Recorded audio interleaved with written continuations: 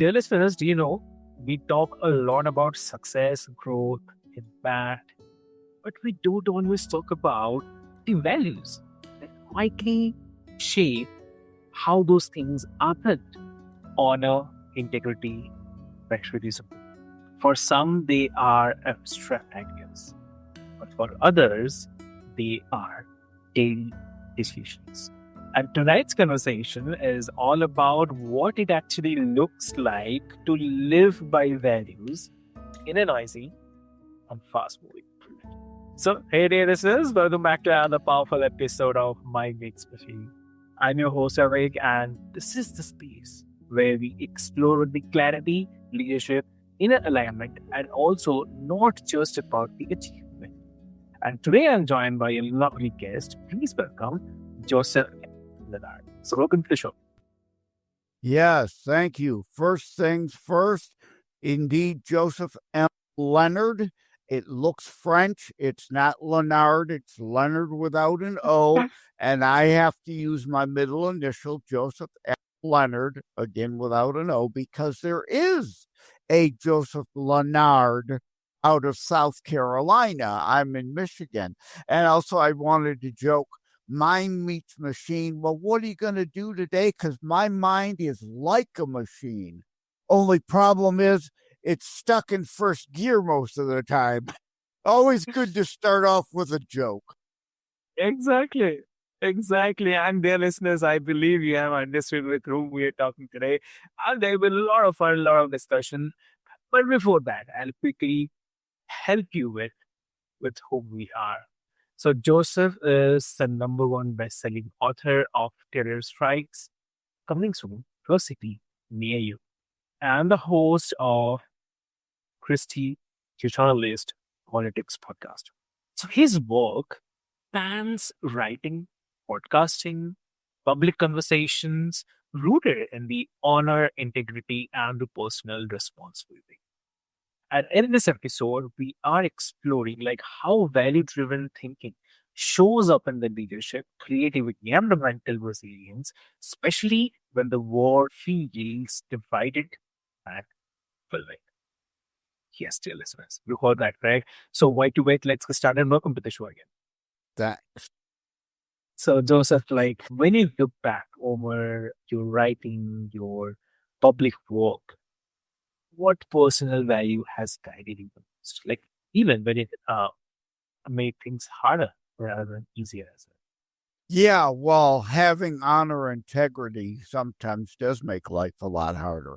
You know, liars, cheats often get ahead by lying and cheating, right? And indeed, my bio, honor, integrity, patriotism, I didn't choose those words. Those were chosen for me, about me. And I was so taken aback by Don McCauley of the Author Show saying that about me. I said, well, that's obviously my bio line now. But yeah, living by sets of principles and values do make it harder to get by at times because people want to cut corners, they want to lie, they want to cheat, they want to steal, they don't want to earn things, they don't want merit, they want theftocracy, kleptocracy, mobocracy, where they can vote other people's money into their pockets.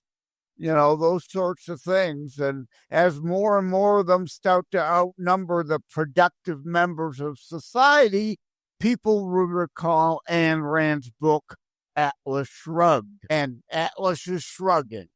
And that's powerful because the values often reveal themselves like most clearly when there's a kind of cost attached to them. Talking about a conception or the misconception, you say, very common. Like a common belief today is that the values are very private and it shouldn't mix with the business, leadership, and also the creative work as well. So, from your experience, where does that idea fall short?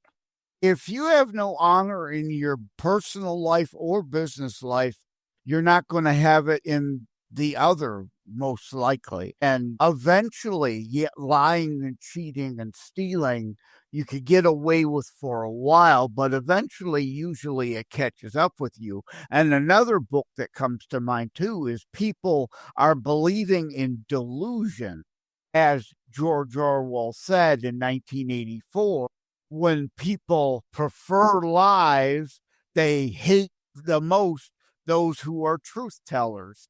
And so values don't disappear when we ignore them. They just operate at Right. No, peace. I would say they don't disappear, and a greater sense and greater need for positive values, positive principles, a positive morality. And all my books deal in life and living and that, trying to sow good into the world, as well as my Constitutionalist podcast about trying to put good into the world. And you don't have to be Christian. You don't have to be religious at all of any kind to accept and understand and appreciate the concept of karma. If you put out good, right? There's also the old adage, show me your friends and I'll show you your future, right? You put out good and you surround yourself with good people, good things will happen likely for you, which is not to say ever bad things do happen to good people, as in Terror Strikes Coming Soon to a City Near You book goes into. Bad things happen to good people at times. That doesn't make you a bad person or necessarily everyone around you bad. You can be in the wrong place at the wrong time. But if you put out bad, you're likely to get back. You surround yourself with ne'er-do-wells, criminals, thugs, liars, and lunatics, then don't be surprised when that's what consumes your life.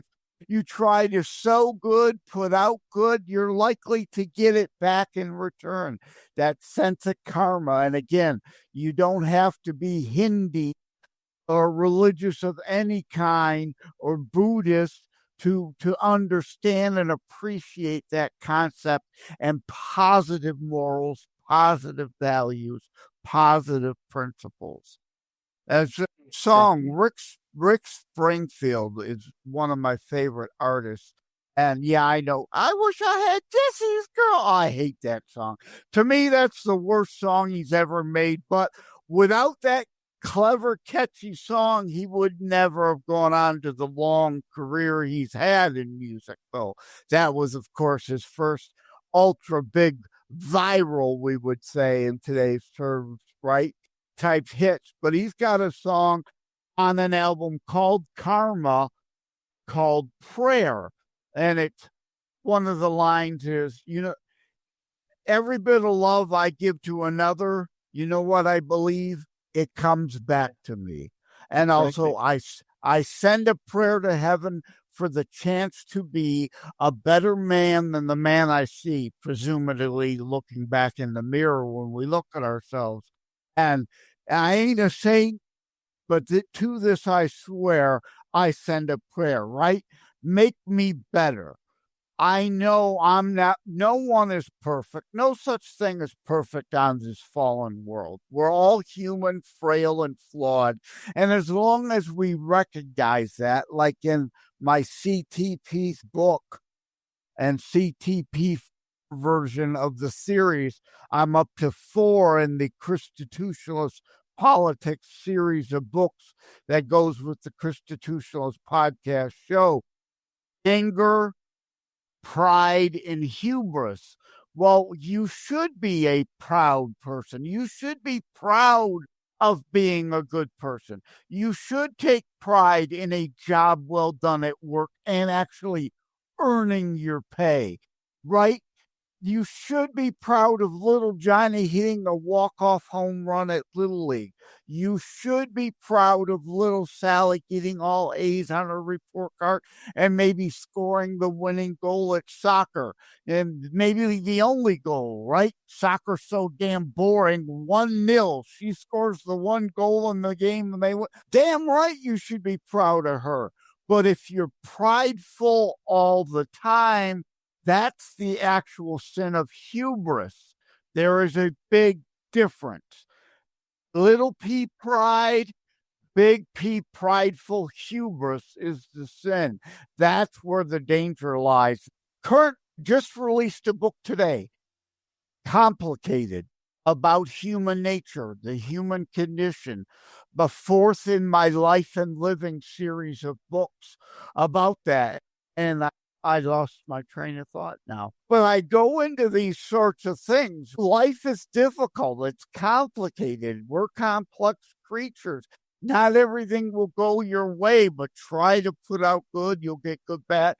I talk about the issue and the distinction between pride and hubris and positive values. It's God didn't screw up these things. Man did. Jesus never said, if you're a Christian, go forth and create 100 different denominations of churches. He never said that. We did all that. We screwed that up. The commandment isn't thou shalt not kill. It's thou shalt not murder innocents. Because there are all kinds of instances in there where it talks about a killing is okay. That's not murder of innocents. Matthew 7, condemn not lest ye be condemned, because there are 12 scriptures that tell you to judge biblically. Remove the log from thine own eye. Judge yourself and others. Don't be a hypocrite on the same set of values and principles. But man, we have bastardized all these phrases, like the sin of hubris to be pride. No, there's times to be proud, but you can't be that way all the time. And that's in my latest book, Complicated, where I say I have the character contemplating that, right? Being prideful. There are people who don't have enough negativity in their own personality. They suffer the sin of hubris. You should be critical and pessimistic about yourself at times. That's where the humility comes in, and understanding you could be better, you should be better, you should want to do better. And back to that Springfield song, prayer, I send a prayer to heaven for the chance to be a better man than the man I see. Another line in the song is, put your hands on me, right? Mold me, make me better. I ain't a saint, but to this I swear, I send a prayer, help make me better. Amazing. And it's very true that it's if you do good, good will come back to you. If you do bad, definitely you'll be facing the 99 situation. of the time, yes. Exactly. Bad Exactly. things happen to good people.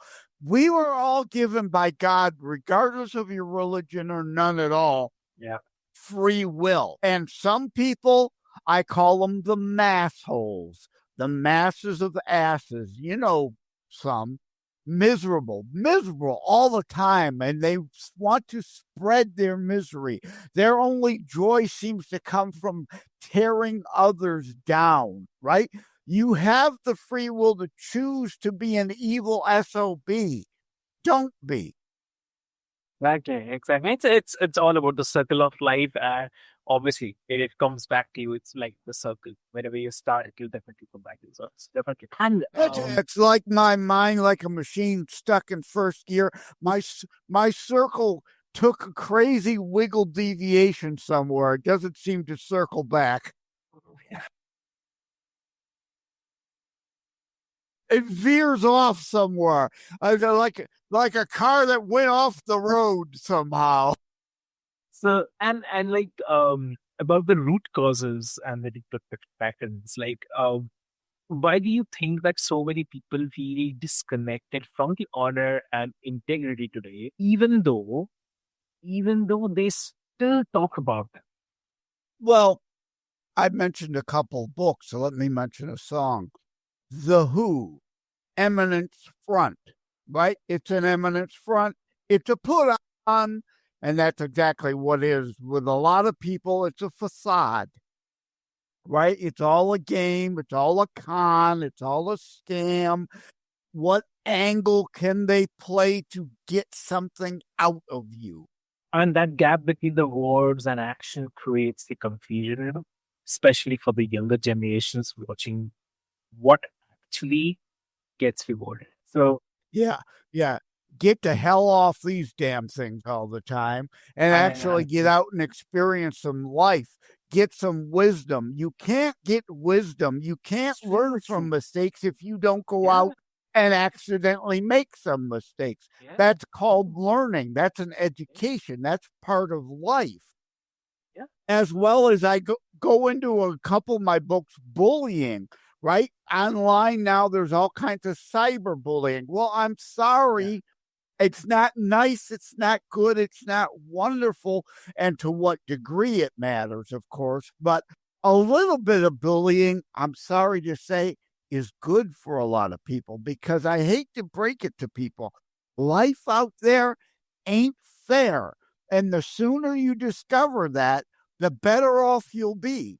And you're not going to discover anything sitting your ass on your goddamn couch all the fucking time on these phones. I apologize for the language. Get a little excited No, sometimes. I totally agree. So yeah, because when I compare myself, so first of all, definitely I'm not against any of the generation. I do respect the boomers. I do respect the boomers, millennials, Gen Zs, alphas. I Hey, totally respect everyone. there's Yeah. good and bad people in Yes. every Yeah. there's good and bad males, there's Yeah. good and bad females, there's good and bad young people, there's good and bad old people. There are bad apples in the police department, but majority of them are great people looking to serve and protect. Yeah. So there's good and bad in everything, and that's why you cannot judge everyone on their Exactly. cover. Martin Luther King Jr., content of character, and understand everyone is entitled to a bad day. If your first impression of someone might be a wrong impression, they may be having a bad day. You need to Exactly. get to know their character before really judging them. Back to condemn not, lest ye be condemned, for final judgment is for the Lord. Yeah, and with this episode also, I'd love to say this to all the parents as well. Like, because why I'm saying this, because I often have seen uh right the very younger generation right now. What is happening? The young kid who would be like in class one or two, third standard also sometimes. Uh, they used to cry. They say, no, I need this, I need this, and all. So when their parents give them the phone, mobile phone, it's just okay. Placating and appeasement. And yeah, it's bad to be a helicopter parent all the time, but Yeah, it's also bad to not be a parent. Spare the rod, spoil the child. Now, I'm not advocating beating children when I say that. We're talking sensible, reasonable logic. The point being, there has to be discipline, or an unruly child grows up to be a spoiled bastard with an entitled or victimhood mentality who has no real concept of what life's really about. They just expect things to always be given them, like their parents always kept give every time they would whine. Here's some candy, here's the phone, here's the whatever, just shut up and leave mommy and exactly. daddy alone. Yeah, that's not parenting. That's copping out. Exactly. Exactly. And that's not a very good idea, because if you compare, like, if I compare myself only, so I'm the 90s kid, and I never had that My opportunity to get. apologies. You know, No, no, no, and that's I never just a had that joke. Just a opportunity. joke. I'm joking. It's totally okay. No, no, it's totally okay. Like, I'm the 90s kid, and I never got that opportunity to have the mobile phone and everything. So when I get into class 11th standard, then I had it because I need to communicate with my parents. I need to communicate because I was staying somewhere else and my parents were Emergencies. there.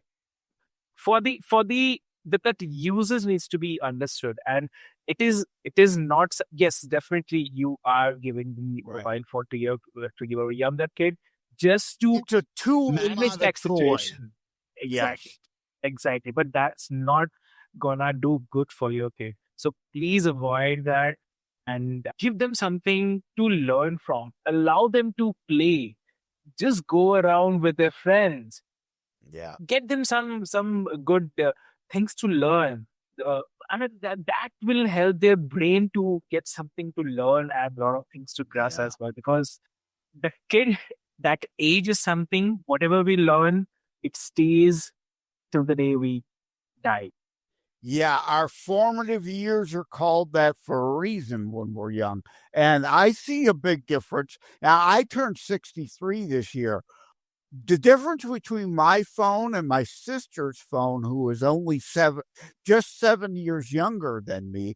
But when I was married, I still wear my wedding ring, but I'm divorced. My ex wife is 13 years younger than me.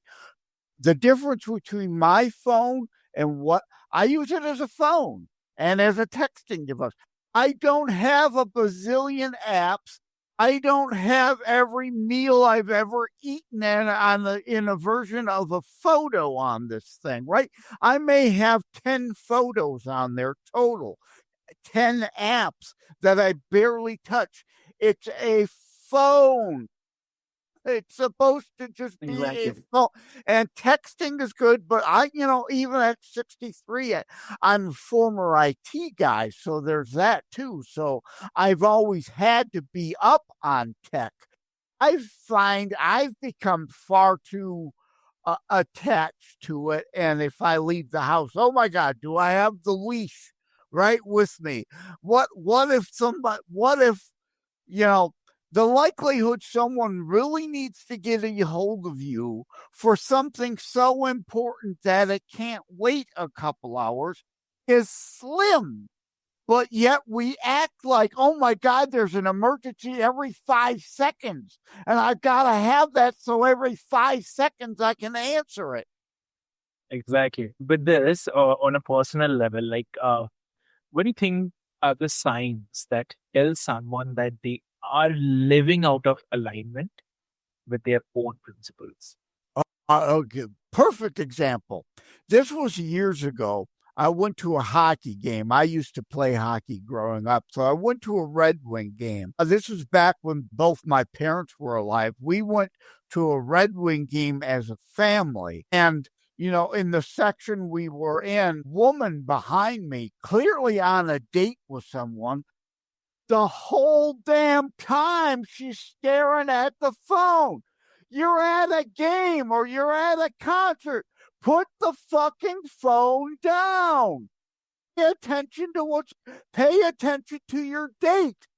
If I were that, if this would have been a woman I would have been on a first date with, I would have abandoned her. I'd have left her. Find your own way home. You need a lesson. Yeah. And the self awareness is very, very critical because misalignment often shows up emotionally before it becomes kind of visible externally. Very, very true. And also about the practicality, like, if someone wants to realign their life or maybe the work with their values, where should they start without feeling overwhelmed? Oh, they should start by reading all my books, of course. Sure, definitely. Right? I'm nearing a dozen books now, all in one way, shape, or form, both the fiction and nonfiction about life and living and positive values, positive morals, trying to put out more good so you get more good back. But as they say, hey, if it right, and here's another one, a short story, a lasting legacy. This is the hard copy version. But hey, if you don't make sales calls, you don't make sales, as the saying goes, right? So yes, go to josephmleonard.us/shop Amazing. or find Christitutionalist podcast 25 plus audio platforms. It's on BitChute, Brighteon, YouTube, Rumble, and Daily Motion in France. Find that too. Amazing, amazing. So also about like when we're talking about this two word often comes to my mind is like one is the setback and another is kind of you can say sustaining conviction, right? So staying value driven is not so very easy, especially when criticism or pushback comes. But how do you personally handle the doubt or maybe resistance as well? Yeah. Well, again, we should all have a hint of negativity and pessimism and a willingness to question ourselves. That's again the sin of hubris. Too many people have no ability to self reflect. They have no ability, like the song Prayer or Michael Jackson's I'm looking at the man in the mirror and I'm asking him to change his ways. It starts with you. You have to look back in yourself.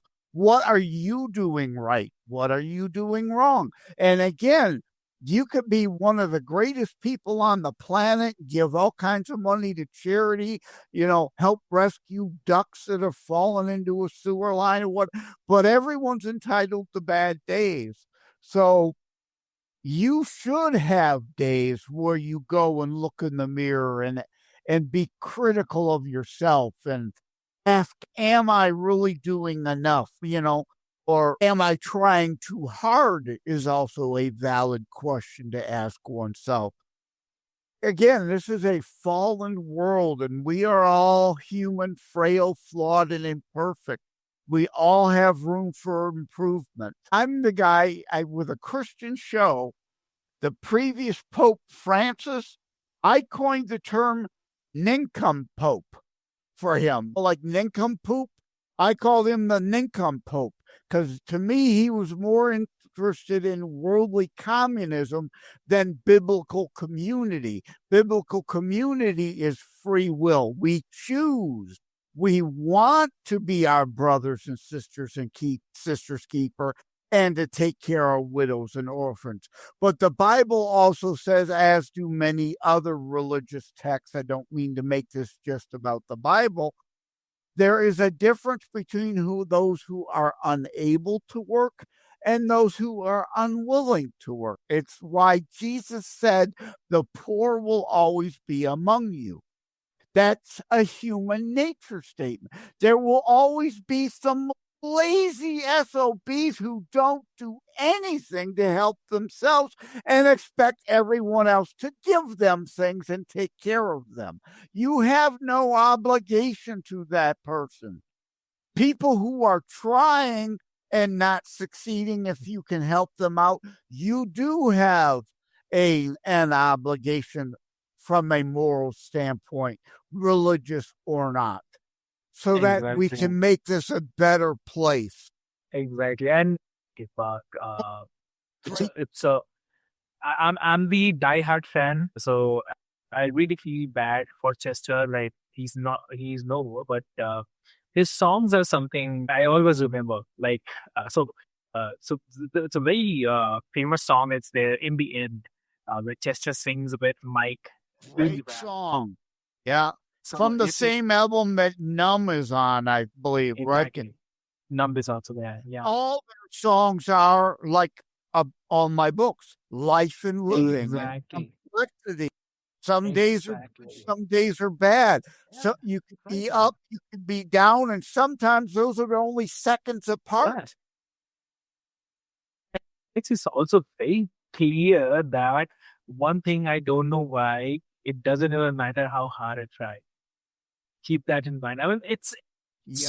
so relative and it's so and if I don't know if it goes to Linkin Park, But the life lesson there is not give up. The life lesson is keep trying. And again, you learn through trial and error. You learn through mistakes. You learn who other value, principled, positive, moral people are that you can trust. And you learn who the people are you cannot trust and cannot rely on. and you get yourself in trouble, again, show me your friends, I'll show you your future. Surround yourself with a bunch of ne'er-do-wells. Don't be surprised if you land up in cuffs and in prison. Exactly, exactly. So, uh, so yes, all loves to the Linkin Park and the Dean Chester. I really love you, Mike. You are the great. So I'll definitely, I love it because they're also coming to India this time. They have the concert. They're doing the crowd sources. Another modern group I like that's kind of has a hard edge to them, like Linkin Yes, Park, yes. is Disturbed. I love Disturbed. Five Finger Death Punch. Yeah. They've got a song that sometimes if I'm feeling, they got a song called Wash It All Away, right? As I get so angry with how pathetic a lot of people are. And the song is, here waiting for someone to wash it all away. And I have days like that. God, this place is so messed up. Blow it all up, wash it all away, start over again. This is a failed experiment. Exactly. Amazing. So, for the listeners who feels kind of mentally exhausted and morally conflicted right now, what typically one question they can ask themselves tonight to reconnect with who they really want to be? What is it? Great question. And I deal in a lot of my books about suicide prevention because the question is that we all, well, unless you suffer the sin of hubris, most people at some point in their life ask, is my life worth anything? And my answer to that is yes, it is. I don't care who you are, unless if you're, a major evil SOB. But as they say, even Hitler loved dogs. He was great for animals. Every person usually has some uh, remedial, residual value to them of positivity. And you may not look in your mirror and recognize. I like to say It's a Wonderful Life, the movie that comes on Christmas time every year. You're not going to have a Clarence come down and show you your life and the important points of, hey, you did this and it really mattered. Some people's, that's a movie. It's dramatic. Your life isn't going to be that dramatic, but a bunch of little things add up and matter. My latest, not my latest book, actually, in the book of Kennedy, Project Carpe Diem, I talk about Osiris, right? The Egyptian god, and the weighing of the feather against the heart and the soul, whether you get into the afterlife. Do you have enough good deeds? Did you do enough good to outweigh any negative or bad you did? What is the sum total of your life? But we as humans, imperfect and flawed as we are, often focus too much on the negativity. And, it was I should have helped that person. I didn't. Or this, that, the other thing. All the good things you did that were little, you don't recall those. It's the bad things that nag us. Amazing. Amazing. So, Joseph, Human like from there. psychology, Yeah. psychology 101. So, where can listeners find your books, your podcast, and your on? Yeah, several places. If you're on Linktree, I'm J. Leonard Detroit. Again, Leonard without an O. It's not French. It's not Leonard. It's Leonard without an O. The letter J for Joseph, Leonard without the O, Detroit for the city of Detroit. I'm in a Detroit suburb. I'm that on most social media platforms. Link tr.ee/J Leonard Detroit will show you most of my links. I have josephmleonard.us. I have terrorstrikes.info. I have an Everybody Wiki page. Yeah, all that stuff, of course. So you can usually find me somewhere.